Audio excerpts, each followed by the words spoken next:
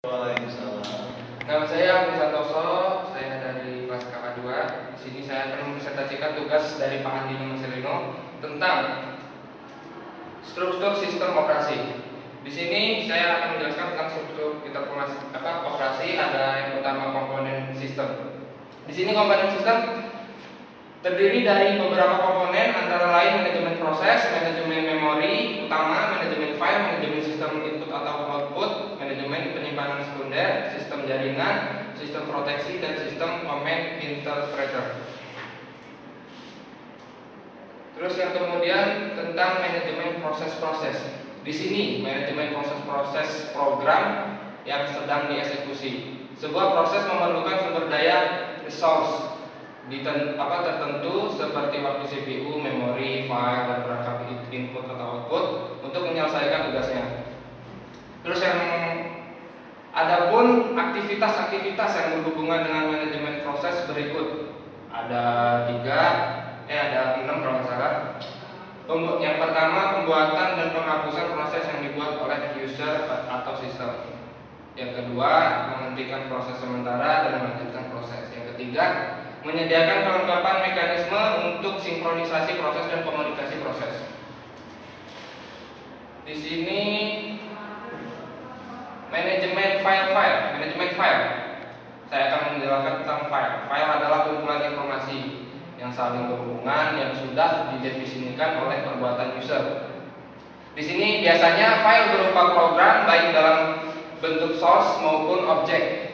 Jadi untuk mengatur file, sistem operasi bertanggung jawab pada aktivitas-aktivitas yang berhubungan dengan manajemen file. Nah, di sini tentang mendeteksi kesalahan. Sistem harus menjamin kebenaran dalam komputasi dengan melakukan pendeteksian error pada CPU dan memori, perangkat input atau output, atau pada user program. Berapa fungsi tambahan yang ada tidak digunakan untuk membantu user, tetapi lebih digunakan untuk menjamin operasi sistem yang efisien, yaitu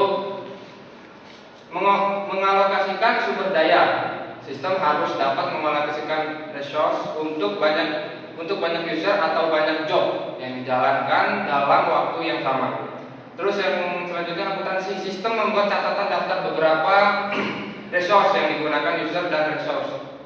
Jadi apa saja yang digunakan untuk menghitung secara statistik akumulasi penggunaan resource. Terus yang selanjutnya, proteksi. Sistem operasi harus menjamin bahwa semua akses ke resource terkontrol dengan baik. Di sini tentang materi layanan sistem operasi. Di layanan sistem operasi ini ada 3: eksekusi program, operasi input output, dan komunikasi. Yang pertama, eksekusi program. Di sini sistem harus dapat memanggil program ke memori dan menjalankannya. Program tersebut harus dapat mengakhiri eksekusinya dalam bentuk normal atau abnormal. Istilahnya indikasi error gitu. Jadi yang kedua, operasi input atau output. Pada saat running, program kemungkinan dibutuhkan input atau output. Karena itu sangat penting. Kalau nggak ada input output, nggak bisa running. Jadi mungkin berupa file atau peralatan input atau output agar efisien dan aman. Jadi maka user tidak boleh mengontrol input atau output. Jadi secara langsung pengontrolan dilakukan oleh sistem operasi. Nah, jadi sistem operasi berkaitan dengan input output. Jadi yang ketiga, manipulasi sistem file. Jadi kapabilitas program untuk membaca, menulis, membuat, dan menghapus file. Yang keempat, komunikasi. Komunikasi itu sangat dibutuhkan jika beberapa proses yang sedang dieksekusi saling tukar menukar informasi. Jadi penukaran informasi dapat dilakukan oleh beberapa proses dalam satu komputer atau dalam komputer yang berbeda melalui sistem jaringan. Jadi komunikasi dilakukan dengan cara berbagai memori, contohnya seperti shared memory, atau dengan cara pengiriman pesan, message passing. Nah, gitu. Terus yang selanjutnya, materi tentang sistem call. Jadi sistem CAL ini menyediakan antarmuka antara program yang sedang berjalan dengan sistem operasi. Jadi sistem CAL ini biasanya tersedia dalam bentuk instruksi bahasa assembly. Jadi pada saat ini banyak bahasa program yang digunakan untuk menggantikan bahasa assembly sebagai bahasa program, sehingga sistem CAL dapat langsung dibuat pada bahasa tingkat tinggi seperti bahasa C dan C++.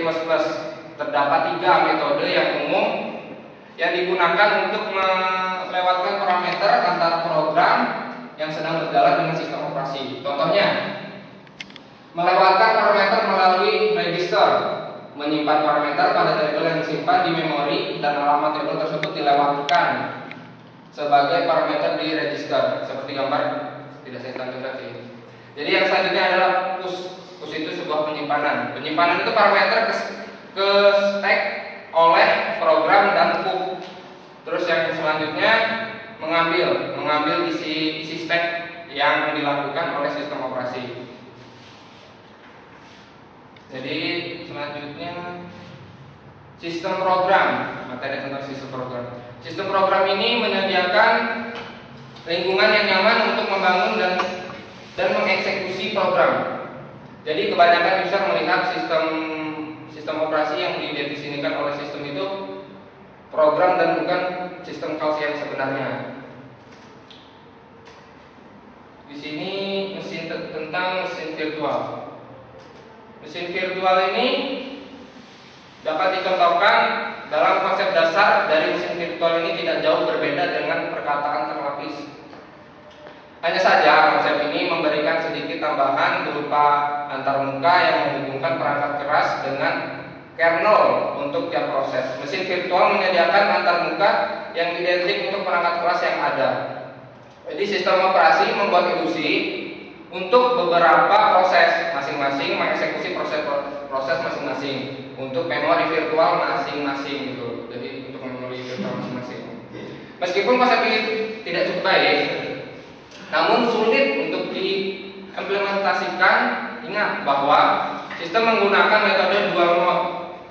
Jadi mesin virtual hanya dapat berjalan pada monitor mode jika berupa sistem operasi, sedangkan mesin virtual itu sendiri berjalan dengan bentuk user mode. Konsekuensinya, baik virtual monitor mode maupun virtual user mode harus dijalankan melalui physical user mode. Baik, itulah presentasi dari saya. Jika ada kata tutur bahasa yang salah, saya minta maaf. Beberapa saya minta ampun. Wassalamualaikum warahmatullahi wabarakatuh. Waalaikumsalam.